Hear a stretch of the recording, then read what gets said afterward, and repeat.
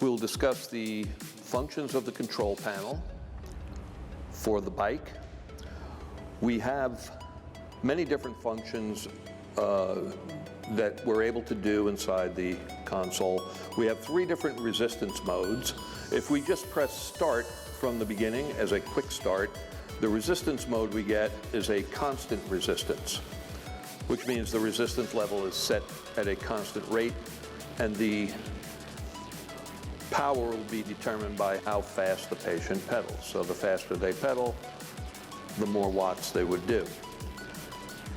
If we press constant power, we get a constant power mode of resistance where the resistance will adjust automatically based on how many watts we want the patient to be doing. So if we want them to do an average of 50 watts, we can do that. Here it asks if we want to use the auto brake or not. The auto brake is a function that when I stop pedaling, we automatically brake the crank pedals so they don't continue to move. So we'll keep that on. It's a safety concern. So now when I press start, I am now in a constant power mode where when I look at my power, I want it to be 50 watts. But if I'm well below the RPM I need to be, I'll have a high resistance. If I start to increase my pedal speed, the resistance will drop and will try to keep me at 50 watts. So the whole purpose of this program is to keep the user at a level of 50 watts. We can increase the watt levels during the program by pressing the up or down key. The other program we have is isokinetic, which is a speed-based program. So when we come in here, we can enter a target RPM. Let's go to 30, press that. Here on this program, we suggest to leave the auto brake off because if it's on, it could affect the program with an asymmetrical patient. So I'll leave that off. So now basically I am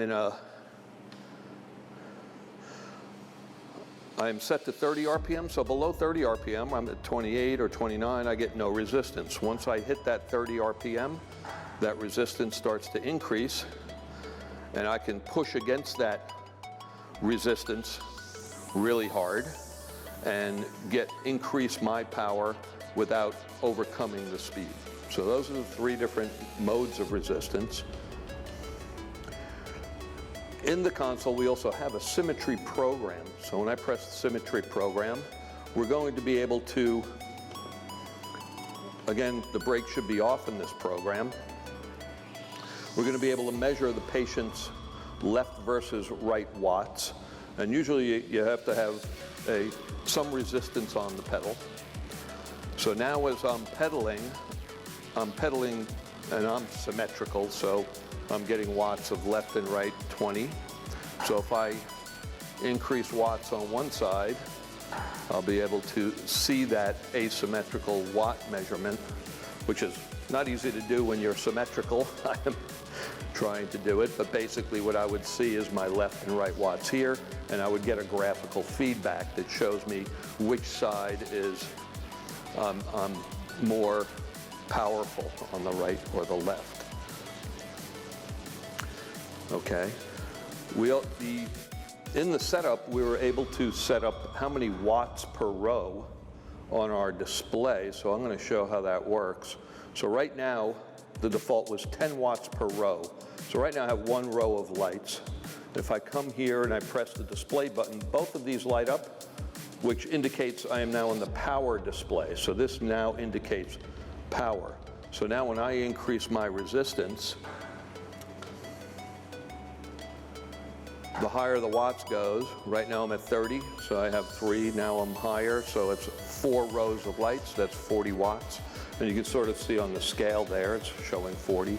I'm at 60, which actually, it takes a little while to catch up to the power that I am putting out. So you have a visual feedback of the amount of power that you're pedaling at. We have VO2 test. It's the YMCA protocol submax VO2 test. A facility program allows you to build your own protocols and profiles and save them there. And then on the left side, we have a few exercise programs, a hill, a plateau and interval, and then a heart rate control program. So that is the basic functions for the bike from the console standpoint.